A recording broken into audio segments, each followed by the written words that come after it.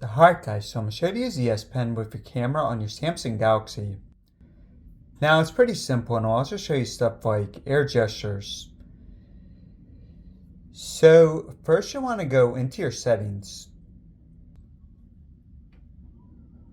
Then you're going to scroll down to advanced features. Then you're going to press on S Pen. Then press on air actions. So you see where it says press and hold button. Make sure that's set to camera. So for mine it's already on camera. Then notice at the bottom here it says single press to take picture. Now to show you more controls for it.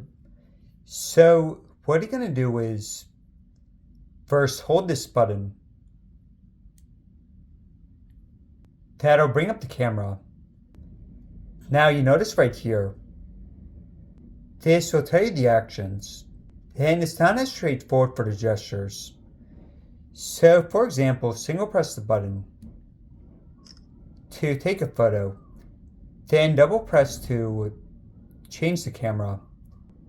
Now for the air gestures, so you can't just go like this. You have to actually hold the button while doing it. Then you have to quickly let go. So as soon as you're done with the gesture, just let go.